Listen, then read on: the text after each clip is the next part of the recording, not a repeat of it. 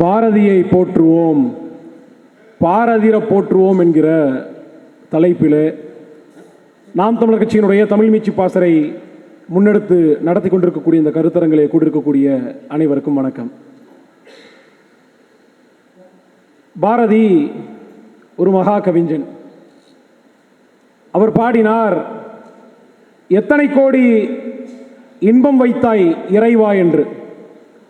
ஆம், திராவிட பித்தலாட்டத்தை, திராவிட போலித்தனத்தை, திராவிடத்தினுடைய குறியீடாக இருக்கக்கூடிய ஈவேரா என்கிற வெற்று பிம்பத்தை அடித்து நொறுக்கி துவைக்கும் போது எத்தனை கோடி இன்பம் வைத்தாய் இறைவா என்று நமக்கு என்ன தோன்றுகிறது. பாரதி குறித்து முதலாவதாக நான் படித்த புத்தகம் இந்த புத்தகம். இந்த புத்தகத்தினுடைய ஆசிரியர் சூனாப்பானா வீரபாண்டியன். உங்களுக்கு பிரித்து சொன்னதுனால புரியலன்னு நினைக்கிறேன். ஐயா சுபவீர பாண்டியன் அவர்கள் எழுதிய இந்த புத்தகம் நல்ல புத்தகம், கண்டிப்பாக படிக்கணும். மாற்று கருத்தாக இருந்தாலும் இந்த புத்தகம் படிக்க வேண்டியது. பாரதி சொன்னார் இல்லையா, பகைவனுக்கும் அருள்வாய் நன்னெஞ்சே என்று. அதற்கேற்றவாறு நம்ம பகைவனுக்கும் ஒரு நல்லதை செய்வோம். அவசியம் படிக்க வேண்டிய ஒரு புத்தகம். இந்த கருத்தரங்கில் எனக்கு கையளிக்கப்பட்டிருக்கிற தலைப்பு ஈவேராவின் இஸ்லாமிய வெறுப்பு.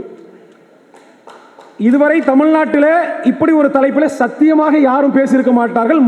முதலாக தமிழ்நாடு வரலாற்றிலேயே இந்த தலைப்பில் நான் தான் பேசுகிறேன். அந்த பெருமையை எனக்கு அளித்த அண்ணன் சீமான உட்பட நாம் தமிழ் மீட்சி பாசறையினுடைய அண்ணன்மார்களுக்கு நன்றி. ஈவேராவினுடைய இஸ்லாமிய வெறுப்பு. இதுவரை இவர்கள் எடுத்துக்கொண்ட தலைப்புகள் எல்லாம் சிறுபான்மை மக்களுடைய பாதுகாவலர்கள், சிறுபான்மை மக்களுடைய நேசர்கள், நாங்கள் இஸ்லாமிய மக்களுடைய பாதுகாவலர்கள் என்று இப்படிப்பட்ட தலைப்புகளிலே தான் இவர்கள் பேசினார்கள், கருத்துக்களை முன்வைத்தார்கள், எல்லாமும் செய்தார்கள். ஆனால் தமிழ்நாட்டிற்கு ஈவேராவின் இஸ்லாமிய வெறுப்பு என்கிற இந்த தலைப்பு மிக மிக புதிதானது. அதுபோலவே ஈவேராவினுடைய இந்த இஸ்லாமிய வெறுப்புகளும் ரொம்ப ரொம்ப புதிதானது. சுமார் 50 ஆண்டு காலமாக இதுவரை வெளியிடப்படாத பல தகவல்களை இன்றைக்கு நாம் பேச இருக்கிறோம், விவாதிக்க இருக்கிறோம், பகிர்ந்து கொள்ள இருக்கிறோம். அறிவார்ந்த மக்களே, ஈவேராவினுடைய இஸ்லாமிய வெறுப்பு எங்க துவங்குது என்பது மிக மிக முக்கியமான ஒன்று. அதாவது என் கையில் இருக்கக்கூடிய இந்த கடிதம் ஆகஸ்ட் 9, 1944 அன்று ஈவே ராமசாமி ஜின்னாவுக்கு ஒரு கடிதம் எழுதுகிறார். ஈவிஆர் லெட்டர் டு ஜின்னா என்று அந்த கடிதத்தினுடைய பெயர். இந்த கடிதத்தில் என்ன சொல்றாரு, ஜின்னா, நாம மெட்ராஸ்ல சந்திச்சோம், டெல்லியில சந்திச்சோம். அப்ப திராவிட நாடு பாகிஸ்தான் இந்த 2 நாடுகளையும் தனிநாடு அடைவது குறித்து விவாதித்தோம். நீங்க எங்களுக்காக பேசணும்னு சொல்லி வாக்குறுதி தந்தீங்க, அதற்காக நீங்க பேசணும்னு சொல்லிட்டு இந்த கடிதத்தை எழுதுறாரு. எப்ப? ஆகஸ்ட் 9. இதற்கு ஜின்னா அவர்கள் இந்த ஈவேராக்கு பதில் போடுறாங்க 17 ஆகஸ்ட் 1944.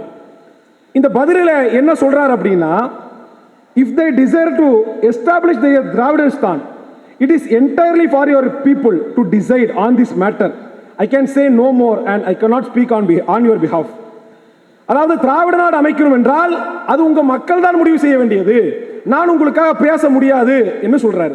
அதுக்கப்புறம் என்ன, I can only speak for Muslim India, but you have my assurance and whenever I have say the matter, you will find me supporting and just and fair claim or demand of any section of the people of India and particularly the non-Brahmins of South India. இந்தியாவினுடைய எந்த பகுதியின் மக்களாவது நியாயமான தனிநாடு கோரிக்கையை முன்வைத்தால் அதற்கு என்னுடைய ஆதரவு கண்டிப்பாக இருக்கும். குறிப்பாக தென்னிந்தியாவை சேர்ந்த பிராமணர் இல்லாத மக்கள் இந்த கோரிக்கையை முன்வைத்தால் நான் சத்தியமாக என்னுடைய ஆதரவு இருக்கும்னு சொல்லிட்டு இந்த பதிலை போட்டுறார். இந்த பதிலில் இருந்து நாம் கவனிக்க வேண்டிய ஒரு செய்தி என்னவென்றால், நியாயமான கோரிக்கை, ஃபேர் கிளைம் ஆர் டிமாண்ட், இது அவர் பயன்படுத்திய வார்த்தை. என்றால் என்ன தெரிகிற வருகிறது, திராவிட நாடு என்கிற கோரிக்கை நியாயமற்றது என்பதை ஈவேரா மூஞ்சில் அடித்த மாதிரி ஜின்னா அவர்கள் பதில் கடிதம் எழுதினார். திராவிட நாட்டை அடைய முடியல, திராவிட நாட்டுக்காக இவர்கள் ஒரு மனு கொடுத்ததாகவோ, போராடியதாகவோ, சிறை சென்றதாகவோ தடியடி வாங்கியதாகவோ உண்ணாவிரதம் இருந்ததாகவோ, கருணாநிதி கூட ஈழத்து போற நிப்பாட்டி காலையில் சாப்பாட்டுக்கும் மதிய சாப்பாட்டுக்கு இடையில பசிக்கிற வரைக்கும் உண்ணாவிரதம் இருந்தார். ஆனால் அது கூட இந்த திராவிட நாட்டுக்காக இருந்ததில்லை. இந்தியாவின் நிலப்பரப்பினுடைய விடுதலைக்காக வஉசி சிறையில் இருந்தார், காமராசர் சிறையில் இருந்தார், பசும்பொன் முத்துராமலிங்கனார் சிறையில் இருந்தார், ஆப்பிரிக்காவினுடைய விடுதலைக்காக மண்டேலா சிறையில் இருந்தாங்க.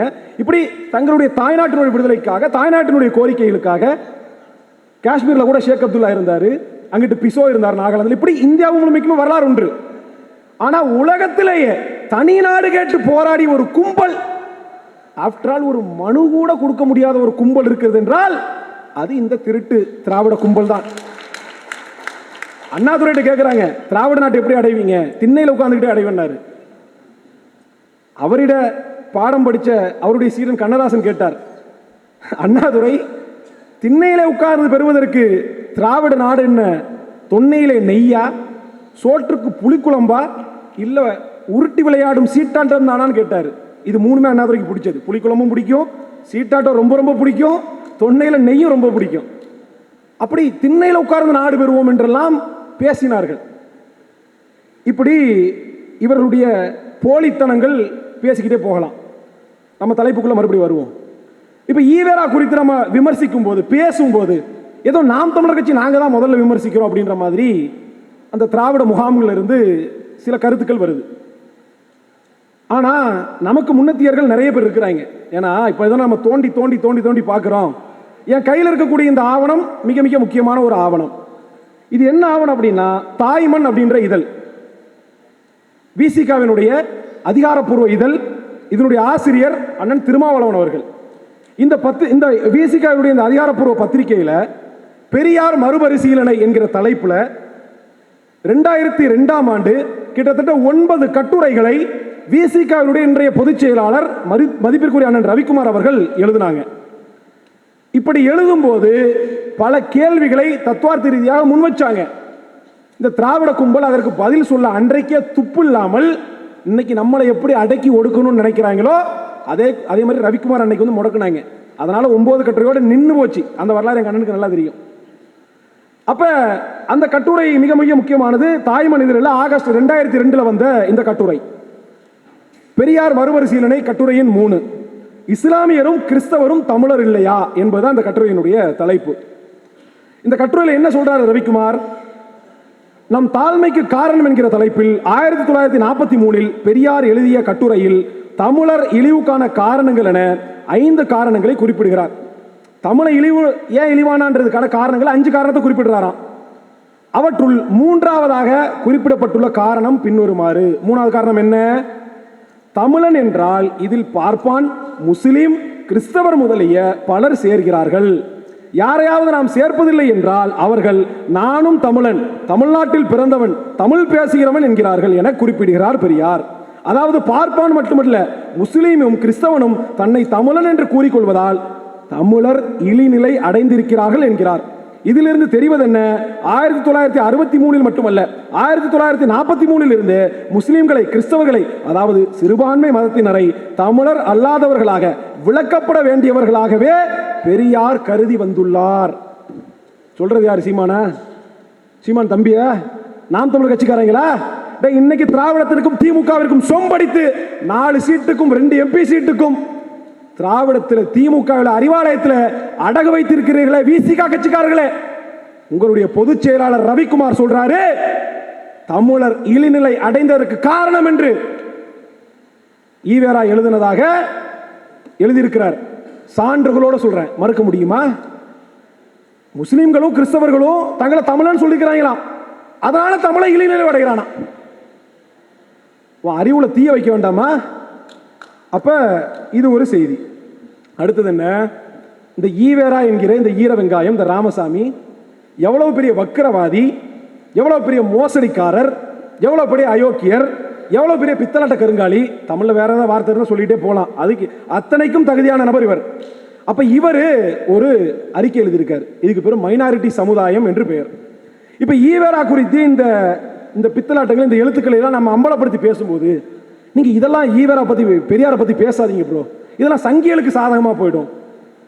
ஈவேராவே சங்கி, கேடுகட்ட சங்கின்னு சொல்லிட்டு இருக்கிற நீ என்னடா சங்கிகளுக்கு சாதகமா போயிடுன்ற? டே சங்கியாவது பாகிஸ்தானுக்கு போன்னு சொன்னா, நீ பங்களாதேஷுக்கு போ, ஆப்கானிஸ்தானுக்கு போன்னு சொல்றிய. அடே ஆர்எஸ்எஸ் காரனை விட கேடுகட்ட சங்கிடா இவரா. அதுல என்ன சங்கிகளுக்கு சாதமா போகுது? இன்னும் சொல்ல போனா சங்கிகளுக்கு இந்த முழக்கத்தை இஸ்லாமியர்களை பாகிஸ்தானுக்கு போ, பங்களாதேஷுக்கு போ, ஆப்கானிஸ்தானுக்கு போன்னு எடுத்து கொடுத்த மூலவரை இந்த கேடுகட்ட ஈவேரா. மறுக்க முடியுமா? சரி, இந்த மைனாரிட்டி அறிக்கைக்கு வருவோம். எப்ப எழுதப்பட்டது? விடுதலையினுடைய தலையங்கம் 6/3/1962. டே திராவிடர்களா, உங்களை மாதிரி வாயில வடை சுட்டு போகல, என் பொன்னான நேரத்தை ஒதுக்கி இந்த குப்பைகளை கிளறி அவ்வளோத்தையும் சான்றோட சொல்றேன், தேதி வாரியா சொல்றேன், மறுக்கணும், ஆதாரத்தோட மறுக்கணும். மைனாரிட்டி சமுதாயத்தில் என்ன சொல்றாரு? இந்த ஒரு அறிக்கையே 1 மணி நேரம் பேசலாம், எனக்கு 1/2 மணி நேரம் தந்துட்டு. இந்நாட்டு மைனாரிட்டி சமுதாயங்களான பார்ப்பனர், முஸ்லீம் ஆகியவர்களுக்கு அந்நிய ஆட்சியாலும் காங்கிரஸ் ஆளும் இவர்களுக்கு நீதி அல்லது தனிச்சலுகைகளை இன்றுள்ள ஆட்சியும் காட்டி வந்த காரணத்தாலும், மேலும் இவர்களது செல்வாக்கு காரணமாக புத்திசாலித்தனமான, திறமையான, தகுதியுள்ள சமுதாயம் என்று கருதி ஆதிக்கத்திற்கும் இடம் கொடுத்ததனாலும் நாடு வளர்ச்சி அடையாமலும் மெஜாரிட்டி நாட்டின் இயற்கையான பெருவாரி மக்கள் மனிதத்தன்மை பெறாமலுமே போய்விட்டார்கள். முஸ்லிம்களுக்கும் பார்ப்பனர்களுக்கும் சலுகையை கொடுத்ததுனால நாடு வளராம போயிருச்சான். இங்க இருக்கக்கூடிய மெஜாரிட்டி மக்கள் யாரு? இஸ்லாமியர்கள் அல்லாதவர்கள் மனிதத்தன்மை அடையாம போயிட்டாங்களாம். இந்த வார்த்தை யார் வாயிலிருந்து வரும்? யார் வாயிலிருந்து வரும்? அடுத்து பேசுவோம். இதே மைனாரிட்டி அறிக்கையில நீங்க பாருங்க, 100% உள்ள முஸ்லிம்கள் ஒரு கூலி உடல் உழைப்பு வேலையும் செய்யாமல் அவர்கள் பெண்கள் நம் மனிதர்கள் கண்ணுக்கே தென்படக்கூடாது என்கிற நிலைமையிலும் பிச்சை எடுப்பவன் வீட்டு பெண்கள் உட்பட கோசா முறையில் உழைப்பில்லாமலும் வாழும் முறையை இந்த நாட்டில் அனுபவிக்கிறார்கள். அர்ஜுன் சம்பத், ஹெச் ராஜா, மோகன் பகவத், இன்னும் என்னென்ன சங்கியல் எல்லாம் போடுங்க, எவனாவது இந்த வார்த்தையில் சொல்லியிருப்பான பாருங்க. இதை விட ஏதாவது கொஞ்சம் கம்மியா சொல்லியிருப்பான், ஒரு டிகிரி கம்மியா இருக்கும். ஆனா இந்த அளவுக்கு முஸ்லிம் பெண்களை கேவலப்படுத்திய கேடுகட்ட இந்த ஊதாரியை, இந்த தற்குறியை எங்களுக்கு தந்தை பெரியார்னு அடையாளம் காட்டினிய பத்தியிலடா டேய், மன்னிக்கவே முடியாதுடா. அடுத்து படிப்போம். அதே நேரத்தில் நம் ஆண்களும் பெண்களும் அவர்கள் வீட்டு வேலைக்காரிகளாக இருக்கிறார்கள். அதனால் என்ன சொல்றாங்க? முஸ்லீம் பெண்கள்லாம் கோசா முறையில் இருக்காங்க. கோசா முறையில் ஒன்றும் இல்லை, இந்த தங்கச்சி எங்கள் அக்காலாம் போட்டிருக்காங்கல்ல, இந்த புர்கா தான் கோசா. அப்போ கோசா முறையில் போட்டுக்கிட்டு உடல் உழைப்பு செய்யாமல் வேலை வெட்டிக்கு போகாமல் வீட்டில் உட்காந்து ஓசி சோறு திங்கிறாங்கன்றது இந்த ஈவராவினுடைய குற்றச்சாட்டு. இன்னைக்கு நான் வழக்கறிஞராக இருக்கேன். என் கல்லூரி கட்டணம் 6 லட்சம் ரூபா கட்டியிருக்கேன் 5 வருஷத்துக்கு, 1.5 லட்சம் ரூபா ஒரு வருஷத்துக்கு. இவை எந்த கோசா அணிந்து கொண்டு இஸ்லாமிய பெண்கள் வீட்டை விட்டு வெளியே வராம, வீட்டை விட்டு வேலைக்கு போகாம வீட்டில் உட்காந்து ஓசி திங்கிறேன்னு சொல்றாங்களோ, அதே மாதிரி ஒரு கோசா முறையில் உடை அணிந்து என்னை படிக்க வைத்தது என் தாய் தான். கோசா அணிந்து போனதுனால என் தாய் என்னை படிக்க வைக்காம இல்லை, படிக்க வச்சது நீங்க இல்லடா, அதே கோசா முறையில் உடுத்தின என் தாய் தான். அப்ப இஸ்லாமிய பெண்களை இந்த அளவிற்கு கீழ்த்தரமாக பேசுற இந்த ஈவேரா தந்தை பெரியாரா? அடுத்து பேசுவோம். மைனாரிட்டிகளுக்கு அளிக்கும் சலுகையும் உரிமையும் துரோகம், பச்சை துரோகம் என்கின்ற சூழல்களைத்தான் ஈன்றும் வருகிறது. இது இயற்கையான பண்பு. அதான் மைனாரிட்டிகளுக்கு அளிக்கக்கூடிய சலுகை என்ன? இடஒதுக்கீடு. இதுதானே சுதந்திர இந்தியாவில் ஈவேரா எழுதின காலகட்டம் இது 1962. 62 முஸ்லிம்களுக்கு என்ன இடஒதுக்கீடு இருந்துச்சு? நாடு விடுதலை பெறுவதற்கு முன்பாக வெள்ளைக்காரன் கொடுத்தது 16% இடஒதுக்கீடு முஸ்லிம்களுக்கு இருந்தது. இஸ்லாமியர்களுக்கு என்று இன்றைக்கு பட்டியல் வகுப்பு பழங்குடியின மக்களுக்கு இருப்பது போன்று சட்டமன்றத்திலும் பாராளுமன்றத்திலும் தனி தொகுதிகள் இருந்தது. நாட்டினுடைய விடுதலைக்கு பிறகாக இந்த இரண்டும் பறிக்கப்பட்டது. 16% இடஒதுக்கீடு குறைக்கப்பட்டது. அதே மாதிரி தனி தொகுதிகள் முஸ்லிம்களுக்கு கிடையாது என்று ஒதுக்கப்பட்டுச்சு. அப்ப நாடு சுதந்திரம் பெறுவதற்கு முன்பாக இருந்த சலுகைகள் பறிக்கப்பட்டுச்சு. அந்த காலகட்டத்தில் இந்த ஈர வெங்காயம் ஈவேரா ஒரு வரலாற்று அறிவு இல்லாத இந்த தற்கூரி எழுதுது என்னது, இஸ்லாமியர்களுக்கு கொடுத்த இந்த சலுகையினால நாடு என்ன செய்தான், கேடுகட்ட ஒரு துரோகத்தை இஸ்லாமியர்களுக்கு கொடுக்குற இந்த இடஒதுக்கீடு துரோகமா இப்படின்னு எழுதுறாரு. இதற்கப்புறம் தான் ஹைலைட்டே இருக்குது. இதை கேட்டுட்டு யாராவது ஒரு மானமுள்ள இஸ்லாமிய நீ இருந்தீங்கன்னா ஒன்று சத்தியமா உனக்கு இறை நம்பிக்கை இல்லைன்னு அர்த்தம், இல்லை சுயமரியாதை இல்லைன்னு அர்த்தம். என்ன சொல்ல வர்றான்? இருட்டி ஒன்று வச்சுக்கிறேன். பார்ப்பானுக்கு பயந்தும் முஸ்லிம்களுக்கு அதிக இடம் கொடுத்து வந்தோம், அதன் பலனை இன்று அனுபவிக்கிறோம். பார்ப்பனர்களுக்கு பயந்து இஸ்லாமியர்களுக்கு அதிக இடம் கொடுத்து வந்தாங்களாம். இவர் பெரிய கலெக்டர், இடம் கொடுத்து வந்தார்.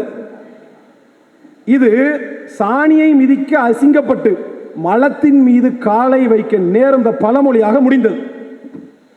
ஏண்டா உன்னை மலோன்னு ஒருத்தன் சொல்றான், அவனை நீ தந்தை பெரியாருங்கிறன்னா அதுக்கு மேல நான் பேசல.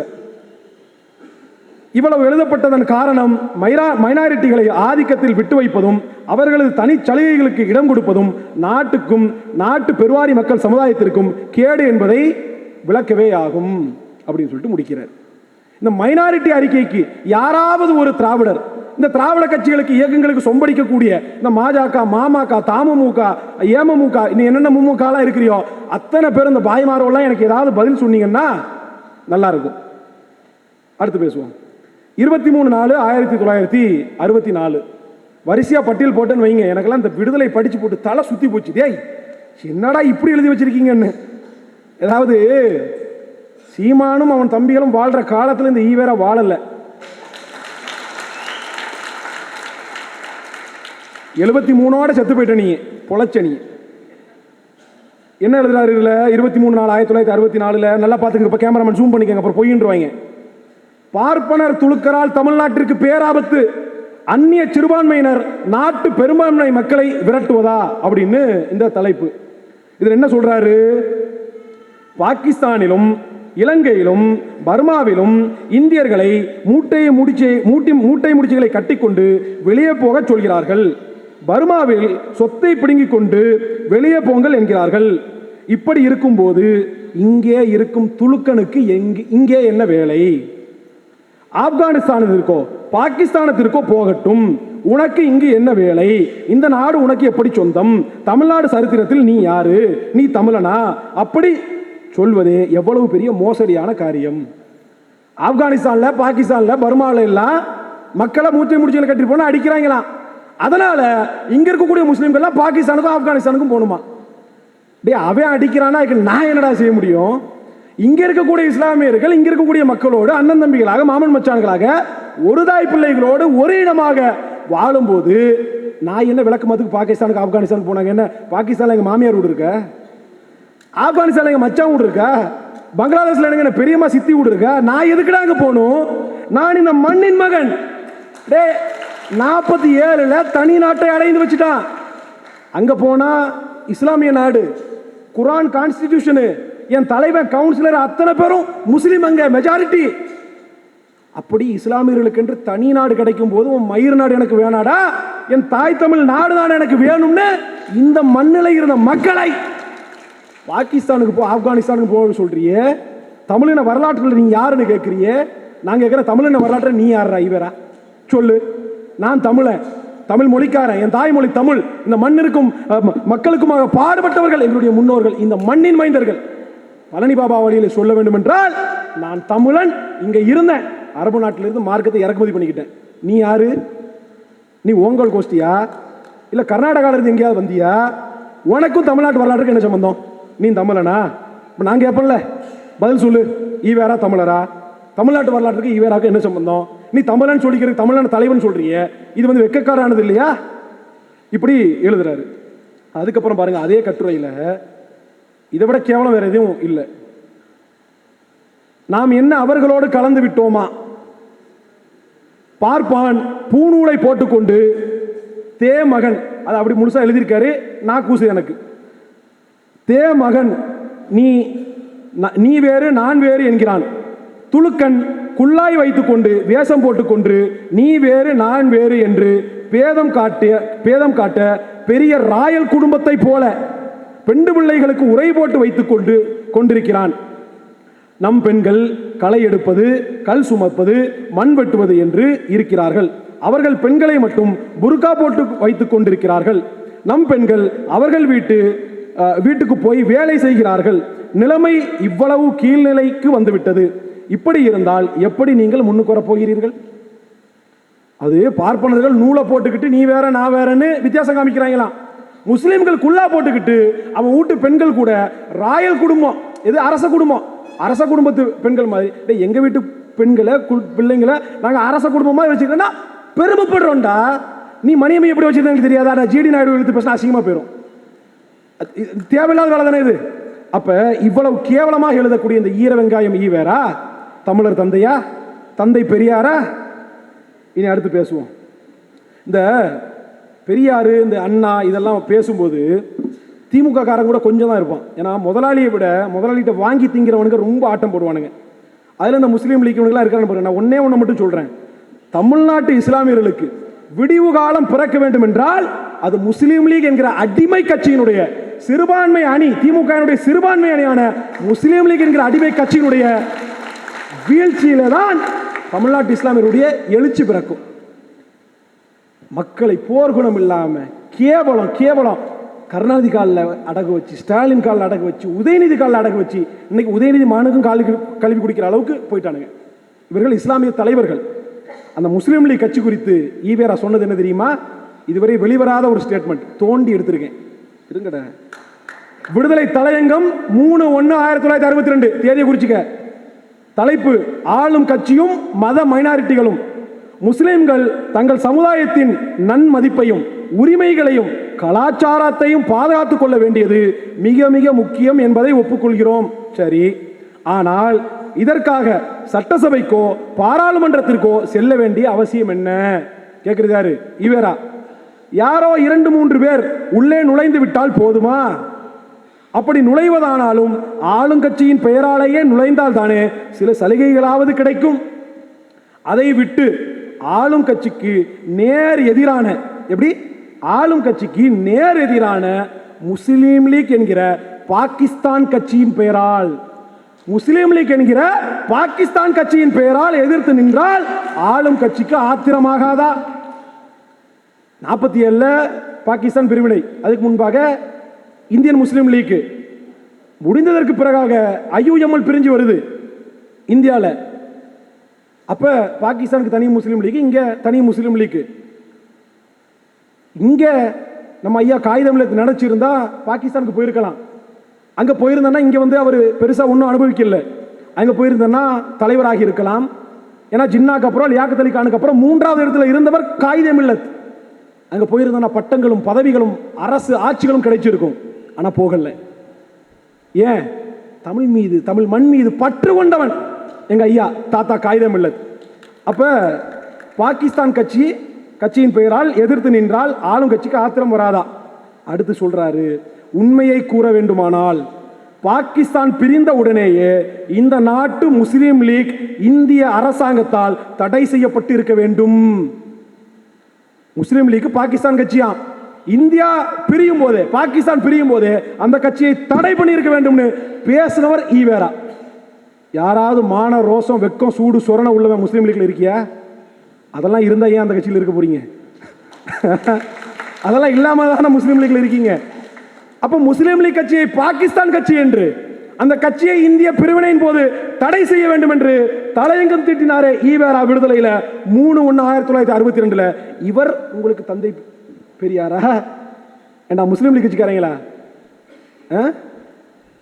இந்தியாவிலே ஒரு மகன் இந்தியாவினுடைய அரசியல் நிர்ணய சபையில் இந்தியாவினுடைய ஆட்சி மொழியாக எது வரணும்னு வரும்போது தமிழை தூக்கி பிடித்தவர் காகிதமில்லத். அவர் காலத்தில் கட்சி நடத்தும் போது 62 காகிதமில்லத் உயிரோடு இருக்கிறார். அப்ப அவர் இருக்கும் போதே, காகிதமில்லத் அந்த கட்சிக்கு அகில இந்திய தலைவராக இருக்கும் போதே முஸ்லீம் லீக்கை தடை செய்ய வேண்டும், அது பாகிஸ்தான் கட்சி என்று பேசிய ஈவேரா முஸ்லிம்களுக்கானவரா? சிந்திச்சு பாருங்க. அந்த காகிதமில்லத் அரசியல் நிர்ணய சபையில் பேசினார், இந்தியாவுடைய ஆட்சி மொழியாக வர வேண்டும் என்றால் தமிழ் தான் என்று. நம்ம பல முறை பேசி இருக்கிறோம்.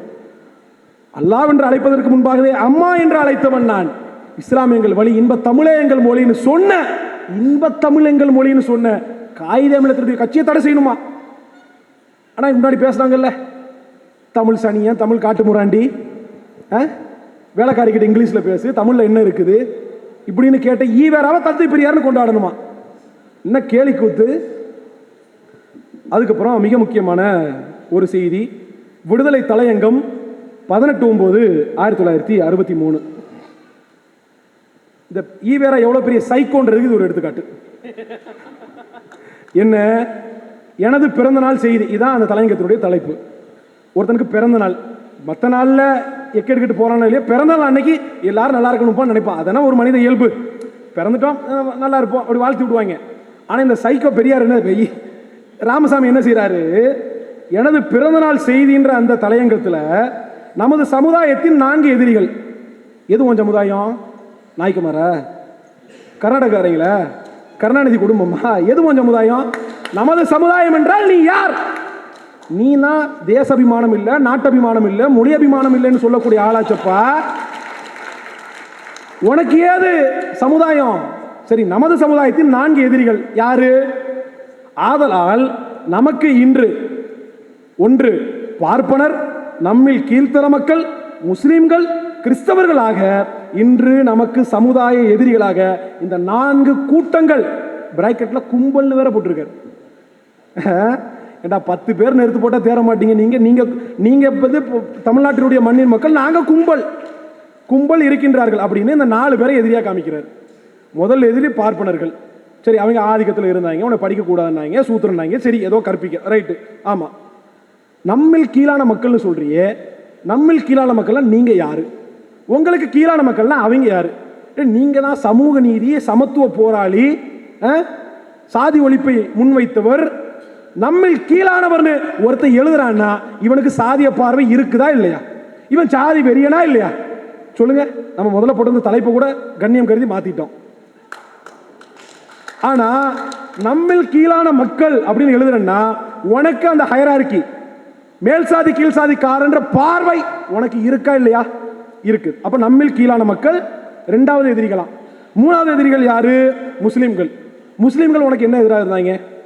உனக்கு நிதி கொடுத்தது, நிதியில் உனக்கு பிச்சை போட்டது, அப்புறம் உனக்கு மேடை போட்டு தந்தது, உனக்கு பேச அனுமதிச்சது, உனக்கு கொடி பிடிச்சது, உனக்கு கோஷம் போட்டது, அத்தனையும் செய்த மக்கள் முஸ்லிம் மக்கள். ஈவேரா சிறைக்கு போயிட்டு வந்துருவாரு, அரசியல் கட்சி கூட்டங்களில் பேசக்கூடாது தடை போட்டுருவாங்க. உடனே என்ன பண்ணுவாரு? நபிகளுடைய பிறந்தநாள் விழா, மீலாது நபி விழா, இது அரசியல் மேடை இல்லைன்னு பேசுவாங்க. அதில் அரசியல் பேசுவார். அப்படி இந்த ஈவேராவிற்கு மேடை போட்டு கொடுத்தவர்கள் முஸ்லிம்கள். தங்களுடைய மீலாது விழா மேடையை மேடை போட்டு கொடுத்த இஸ்லாமியர்களை பார்த்து இந்த ஈவேரா சொல்றாரு நமது சமுதாயத்தின் 4 எதிரிகள். அப்ப முஸ்லிம்கள் ஈவேராவுக்கு யார் என்பதை நான் சொல்லவில்லை, ஈவேரா சொல்லிவிட்டார். நமக்கு 4 எதிரிகள், அதுல முஸ்லிம்கள், கிறிஸ்தவர்கள், நம்மில் கீழான மக்கள், பார்ப்பனர்கள். இப்ப நான் ஈவேராவை எதிர்க்கணுமா வேண்டாமா? சொல்லு. எதிர்க்கணும்ல? சரி, கிறிஸ்தவர்கள் உன்னை என்ன செஞ்சாங்க? உன்னை ஏதாவது பண்ணாங்களா? கிறிஸ்தவர்கள் செருப்பு விட்டாங்களா? சாணி அடிச்சாங்களா? ஏதாவது பண்ணாங்களா? என்ன பண்ணாங்க? கிறிஸ்தவ மக்கள், முஸ்லிம்கள், நீ சொல்லக்கூடிய அந்த நம்மில் கீழான மக்கள் என்ன செஞ்சாங்க உனைய? எதுக்காக 4 எதிரிகள் நீ கற்பிக்கிற? அப்போ என்னன்னே தெரியல. வெறுப்பு வெறுப்பு வெறுப்பு. இப்படி தொகுத்து பேசணும்னா இந்த ஈவேராவினுடைய இந்த சங்கித்தனங்களை, இந்த பித்தலாட்ட கருங்காலித்தனங்களை பேசிக்கொண்டே போகலாம். இப்ப இவ்வளவு நம்ம கேள்விகள் வைக்கணும்ல. 1961 சொன்னது, 43 சொன்னது, 64 சொன்னது, 65 சொன்னது, இப்படி எல்லாத்தையும் வரிசையா தொகுக்கிறோம்ல. இதுக்கெல்லாம் ஆதாரம் கேட்டோன்னா தரமாட்டாங்க. நம்ம ஆதாரம் கொடுக்குறோம், இதுக்கு ஏதாவது மறுப்பு தாங்கன்னா தரமாட்டாங்க. உடனே என்ன தூக்கிட்டு வருவாங்கன்னா, மறுப்பு இல்லாத கும்பல் பழனி பாபாவை தூக்கிட்டு வருவாங்க. பழனி பாபா சொல்லிவிட்டார், யார் பெரியாரை ஏற்றுக்கொள்ளவில்லையோ, யார் அம்பேத்கரை ஏற்றுக்கொள்ளவில்லையோ அவர்களை நீங்கள் ஏற்றுக்கொள்ளாதீர்கள் அப்படின்னு ஒரு டிஃபென்ஸ் ஆயுது. பழனி பாபா சத்தியமாக சொன்னார். அப்ப பழனி பாபா சொன்னதெல்லாம் நீ ஏத்துக்கிறியா? கருணாநிதி குறித்து என்ன சொன்னார் பழனி பாபா? அவன் கொள்கையற்ற கோமாளி, அவன் சுய தேவைக்கு குஷ்பு கூட கூட்டணி வைப்பா, சில்கு ஸ்மிதா ஆதரவுன்னு கிளம்புவான்னு சொன்னாரா இல்லையா? அதை ஏத்துக்க. அப்ப பழனி பாபா அன்றைய காலத்தில் இதை ஏன் சொன்னார்? ஏன்னா இந்த தரவுகள்லாம் பழனி பாபா கையில கிடைக்கலடா, கிடைக்கல. 50 வருஷத்துல இன்னைக்கு தானே தோண்டி எடுக்கிறோம். அப்ப இந்த தரவுகள் பழனி பாபா கையில கிடைச்சிருந்துச்சுன்னா செருப்பால அடிச்சிருப்பார். நாய எங்கூட்டு இஸ்லாமிய பெண்களை பேச நீ யாரு? எனக்கு சலுகை கிடைக்க கூடாதுன்னு சொல்றதுக்கு நீ யாரு? எங்கூட்டு இஸ்லாமிய பெண்கள் வீட்டில் உட்கார்ந்து உடலுழைப்பு இல்லாம சாப்பிட்றாங்கன்னு சொல்றதுக்கு நீ யாரு? என்னை 4 எதிரிகள் கற்பிக்கிறியடா, நான் உனக்கு எதிராக என்னடா செய்வேன்னு அந்த கேள்வி கேட்டு மானங்கட கேட்டிருப்பார். அப்ப இந்த தரவுகள் பழனி பாபா காலத்துல கிடைக்கல. ஏன்? மூடி வச்சுக்கிட்ட. இன்னைக்கு மூடி வச்சிருக்கிற நீ. நான் சவால் விடுறேன், நீ தான் படிக்க வச்சோம்னு சொல்றியடா, தயவு செய்து அதை படிக்க கொடுறாங்க இருக்கு. ஹம்பிள் ரெக்வெஸ்ட், விடுதலையை, குடியரசை, ஈவேராவுடைய எழுத்துக்களை நாட்டுடைமையாக்குங்கடா. அப்ப நாங்க ஏத்துக்கிறோம், நீ என்னை படிக்க வச்சேன்னு ஏத்துக்கிறோம். அடே படிக்கணும்னு கேட்குறேன், ஏன்டா தரமாட்டீங்க? அறிவு பசி கொண்டு கேட்குறோம். நீ என்னென்ன உருட்டுகளை வச்சிருக்கிற, என்னென்ன பித்தலாட்டங்கள் வச்சிருக்கேன்னு இன்னும் அம்பலப்படுத்துவதற்காக கேட்குறோம். நமக்கு கிடைச்ச ஒரு சாம்பிள், வடிவில் கேட்பான்ல சாம்பிள், அந்த சாம்பிள்லேருந்து கிடைச்சது இவ்வளோ வக்கரமும் ஆபாசமும் அயோக்கியத்தனங்களும் பித்தலாட்டங்களும். அப்போ இந்த விடுதலை இதழை மொத்தமாக இவங்க வெளியே விட்டாங்கன்னா அப்புறம் என்னென்னலாம் பேசி வச்சிருப்பாங்கன்றதை பார்த்துக்கோங்க. அப்போ இந்த திராவிடர்களை பொறுத்த வரைக்கும் இவர்கள் வரலாற்று ரீதியாக பொய்களை முன்வைத்து இவர்கள் செயல்படக்கூடியவர்கள். ஒரு சில செய்திகளை மட்டும் சொல்லி முடிக்கிறேன். இப்போ அண்மையில் அண்ணன் சீமான் அவர்கள் பேசிட்டு வந்ததுக்கு பிறகு குதின்னு குதிக்கிறானுங்க. அதில் வஉசிக்கு பெரியார் கப்பல் வாங்குவதற்கு காசு கொடுத்தாரு தெரியுமா? என்னடா புது உருட்டா இருக்கு, இத்தனை காலமா உருட்டு இல்லையடா. பெரியார் ஈவேரா 5000 ரூபாய் கொடுத்தார், மற்றவர்கள்ட்ட இந்த திரட்டி 35,000 ரூபாய் கொடுத்தார் அப்படின்னு ஒரு புதுசா உருட்டுறானுங்க. நான் வெளிப்படையா ஒன்று கேட்கிறேன், ஈவேரா ராமசாமி வஉசிக்கு அந்த கப்பல் வாங்குவதற்காக 5000 ரூபாய் என்று கொடுத்தார் என்பதை நீ சான்றோடு நிரூபித்து விட்டால், 35,000 ரூபாய் கலெக்ட் பண்ணி கொடுத்தார் என்பதை தரவுகளோடு நீ நிரூபித்து விட்டால், நீ என்ன சொல்ற? நான் கேட்கிறேன், நிரூபி பார்ப்போம். வஉசிக்கு துணையாக நின்றவர் ஈவேரா அல்ல, பக்கீர் முகமது ராவுத்தர் துணையாக நின்றார். 2 லட்சம் ரூபாய்ங்க 1906 120 வருஷம் முன்னாடி. கற்பனை பண்ண முடியுதா? 2 லட்சம் ரூபாயை கொடுத்து 5இல் 1 பங்கு ஷேரை வாங்கினது பக்கீர் முகமது ராவுத்தர். 10 லட்சம் பங்குல கிட்டத்தட்ட 10 லட்சம் ரூபாய் மொத்த பங்குகள், அதுல 2 லட்சம் ரூபாயை கொடுத்தார், 40,000 பங்குகளை வாங்கினார். அதுல வஉசி தன்னுடைய சுயசரிதையிலேயே அதுக்கு நன்றி தெரிவிக்கக்கூடிய விதமாக இந்த பாடலை எழுதுறாரு. வஉசி சுயசரிதை பக்கம் 49. நான் ஆதாரம் தரேன்ல, ஆதாரத்தோடு பேசணும். பாக்கியம் மிகுந்த பக்கீர் முகம்மதை வாக்கின் வழியால் வசப்பட செய்தியான், வணிகர் பலரை திருத்தி அவனிலம் துணிவுடன் சுதேச நாவாய்ச்சங்க நன்மலர் கண்டேன் என்று பக்கீர் முகமது ராவுத்தர் கொடுத்த 2 லட்சம் ரூபாய்க்கு கைமாறாக என்ன பண்ணியிருக்காரு? சுயசரிதையில் இது குறித்து எழுதியிருக்காரு. இப்படி வஉசி ஈவேரா குறித்து எழுதியதாக ஒரு சான்றுதா தர முடியாது நான். அப்போ பொய். என்னடா ஆதாரம் கேட்டால் வீரமணி எழுதியிருக்காராம். எனக்கு ஆதாரம், எனக்கு சான்று நானே, நான் திருடவில்லை. எப்போ இப்படி ஆதாரம்? நான் தான் சொல்றேன். நாதஸ் திருந்திட்டா நாதஸ் சொல்லுவாங்கல்ல, அந்த மாதிரி வீரமணி எழுதி விட்டார். ஐயோ, இப்படி இந்த கும்பல்களுக்கு மத்தியில் நாம் உண்மையை வெளிக்கொண்டு வர வேண்டியது பெரிய தேவையா இருக்குது. பழனி பாபா தான் சொல்லுவார், உண்மை செருப்ப மாற்றுறதுக்கு முன்னாடி போய் ஊரை சுத்திட்டு வந்துருதுன்னு. அப்படி இந்த திராவிட போய் ஊரில் உலகத்தையே சுத்திட்டு வந்துருது. அப்ப 2 விஷயங்களை மட்டும் நான் சொல்லி முடிக்கிறேன். அண்மையில் அண்ணன் சீமான் அவர்கள் அந்த விஜில்ன்ற அந்த மன்றத்தில் பேசும்போது பிராமண கடப்பாறை எடுத்து திராவிட கோட்டை பாலடைந்த கோட்டையை நொறுக்குவேன் அப்படின்னு பேசியிருந்தாங்க. இப்போ இதுக்கு என்ன கேட்குறாங்க அப்படின்னா, அது எப்படி பிராமண கடப்பாறை எடுத்து நீ எப்படி நொறுக்குன்னு பேசலாம் அப்படின்னு. அண்ணாதுரை திமுக ஆரம்பித்த காலகட்டத்தில் திமுக கொள்கை வகுப்பு அணின்னு ஒரு அணியை உருவாக்குறாரு. அந்த அணியில விபி ராமன் என்கிற ஒரு பிராமணரை ஒரு ஆளாக சேர்க்கிறார். அப்ப அண்ணாதுரை கேட்கிறாங்க, என்னங்க நான் பிராமின் மேனிஃபெஸ்டோ வெளியிட்டீங்க, திராவிடர் அல்லாத ஒரு இயக்கம், நீங்க பார்ப்பனிய ஒழிப்பு, நீங்க என்னங்க பிராமணரையா சேர்த்திருக்கீங்க, அதுவும் கொள்கை வகுப்பு அணியில சேர்த்திருக்கீங்கன்னு கேட்கும்போது அண்ணாதுரை சொன்னாரு, பார்ப்பனர்களை வைத்து பார்ப்பனியத்தை ஒழிப்பேன்னாரு. அண்ணாதுரை அப்படி சொல்லலாம், எங்க அண்ணன் சீமான் இப்படி சொல்லக்கூடாதா? பிராமணர்கள் பிறப்பின் அடிப்படையில் பேதம் கற்பிக்கிறாங்க, உயர்ந்தவன் தாழ்ந்தவன் என்று. நீ அதே தானே வச்சிருக்கிற தீக்கால ஈவேராவினுடைய கடவுள் மறுப்பு கொள்கையை ஏற்றுக்கொண்டு நீ என்னென்ன இந்த குப்பெல்லாம் சொல்றீங்க, அத்தனை கொள்கையை ஏற்றுக்கொண்டு ஒரு பிராமணர் உன் இயக்கத்தில் சேர வர்றாரு, சேர்த்துப்பியா? சேர்த்துக்க மாட்டேன். அப்ப பிராமணர்கள் பிறப்பின் அடிப்படையில் எப்படி பேதம் கற்பிக்கிறார்களோ அதே மாதிரி அவன் பிராமணனாக பிறந்து விட்டான் என்பதனாலேயே உன் கொள்கையை ஏற்றுக்கொண்டாலும் அவனை இயக்கத்தில் சேர்த்துக்க மாட்டேன்னு சொல்றியே, அவனுக்கு உனக்கு என்ன வேறுபாடு? அப்ப நாங்கள் சொல்கிறோம், அவர்கள் பிறப்பால் இந்த மண்ணினுடைய பார்ப்பனர்களாக இருந்தாலும் தமிழ் தேசியத்தை, தமிழை, தமிழ் மொழியை, தமிழர் இனத்தை ஏற்றுக்கொண்டு எங்களோடு பயணிக்க வந்தால் நாங்கள் சேர்த்துக் கொள்வோம், எங்களுக்கு எந்த ஆட்சேபனையும் இல்லை. அப்படி யாராவது எங்கள் இயக்கத்தில் நிறைய பேர் இருக்கிறாங்க, தங்கை பேசினாங்கல்ல, அப்படி நிறைய பேர் இருக்கிறாங்க. அப்ப அப்படி வரக்கூடிய நபர்களை அந்த கடப்பாறையை கொண்டு இந்த திராவிட பித்தலாட்டத்தை, இந்த திராவிட கூடாரத்தை இடிப்போம் இடிப்போம் இடிப்போம், இது சத்தியம், இடித்து காட்டுவோம். அதில் எங்களுக்கு எந்த வியப்புக்கோ மாற்று கருத்திற்கோ இடமில்லை. 2 செய்தி. அப்போ அதில் சொல்லும்போது தமிழ்நாட்டுக்கு அண்ணாதுரை தான் பேர் வைத்தார்னு கிளைம் பண்ணிட்டு இருக்கிறாங்க. ஆனால் அதற்கு முன்பாகவே செந்தமிழ்நாடுனும் போதி நிலை இன்ப தேன் வந்து பாயுது காதினிலேன்னு பாரதி பாடிட்டாருன்னு அண்ணன் எடுத்து காட்டினாங்க. உடனே குதிக்கிறாங்க, பாரதி பாடிட்டாரா, அண்ணாதுரைக்கு முன்பாகவா, அதற்கு முன்பாக இளம்பூரனார் பாடிட்டாரு, இலக்கியங்கள் சொல்லுது. அதுக்கு மேல வாடி ராசா, இதை உன் வாயிலேருந்து வர வைக்கிறதுக்காகத்தான் அப்படி தூண்டில போட்டு இழுத்தோம். இப்ப மாட்டிக்கிட்டல. எம்புட்டு காலமா நாங்க இளம்பூரனார் பாடி இருக்கிறாரு, நும் நாடு யாதனில் தமிழ்நாடு என்றாலும் பாடி இருக்காருன்னு தொண்டத்தனிக்கிலேயே தமிழ்நாடு முழுமைக்கும் கத்துனோம்டா. அப்பெல்லாம் போய் சேரல, பாரதி ஏற்று ஒரு போடு போட்டோம். அண்ணாதுரைக்கு முன்பாக பாரதி வச்சாருன உடனே இன்னைக்கு பூனைக்குட்டி வெளியே வந்துருச்சு. இன்னைக்கு சொல்றாங்க இளம்பூரன், அப்ப வா, அப்ப எப்படி அடிச்சா உனக்கு எங்க வலிக்கும்ன்றது அண்ணன் வந்து அதுல மாஸ்டர். கொடுத்த அடி வேலை செய்யுது இன்னைக்கு. அப்ப ஒன்றே ஒன்றுதான், அண்ணாதுரை தமிழ்நாடு என்று சட்டமாக்கினார், சட்டமன்றத்தில் தீர்மானம் கொண்டு வந்தார் என்று சொன்னால் 100% உங்களோடு உடன்படுகிறோம், எங்களுக்கு மாற்று கருத்து இல்லை. முதலமைச்சராக அண்ணாதுரை செய்தார், மறுக்கவில்லை. தமிழ்நாடுன்னு பேர் வச்சேன்னு சொன்னா செருப்புகிட்டே அடிப்பேன். சட்டமாக்கினார், ஏத்துக்கிறோம். பேர் வச்சான்னு சொல்லாது. இது ஒண்ணு. ரெண்டாவது என்ன, தமிழர்களை நாங்கள் தான் படிக்க வைச்சோம் சொல்லிட்டு இவனுங்க உருட்டிட்டு இருக்கிறாங்க.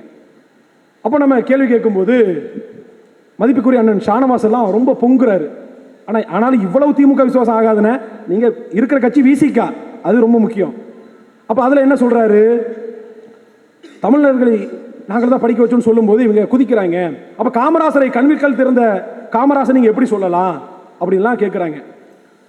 ஒன்னே ஒண்ணுதான், காமராசர் பள்ளிக்கூடங்களை திறந்தார், மாணவர்களை படிக்க வைத்தார், சத்துணவு போட்டார், சீருடைகளை கொடுத்தார், நோட்டு புத்தகங்களை கொடுத்தார், மடியேந்தி பிச்சை எடுப்பேன் என்று கூட சொன்னார். இப்படி எல்லாம் நம்ம சொல்றோம்.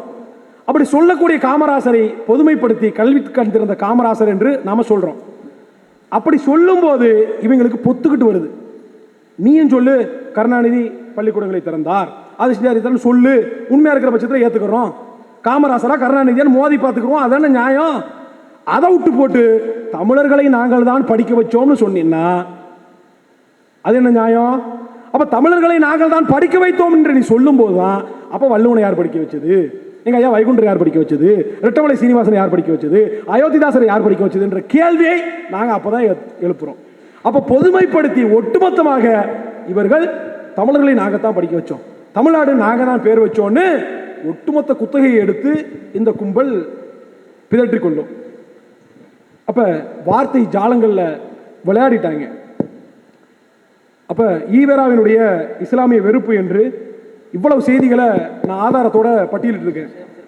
இதற்கெல்லாம் பதில் சொல்லாம என்ன சொல்லுவாங்க, பெரியார் என்ன சொன்னார் தெரியுமா, இணை இழிவு நீங்க இஸ்லாமிய நன்மருந்து அப்படின்னு சொன்னாரு அப்படிம்பாங்க. எப்ப சொன்னாரு அந்த கேள்விகளுங்க வரமாட்டான், அதுக்கு வரவே மாட்டான். 1947 குடியரசில் சொன்னார், பேசினார், எல்லாம் செஞ்சார். எல்லாம் 47 முடிஞ்சு போச்சு. இணை இழிவு நீங்க இஸ்லாமிய நன்மருந்து என்று பேசின அதே ஈவேரா தான் பிற்காலத்தில் நான் சொன்ன இந்த அத்தனை குப்பையும் பேசினார்.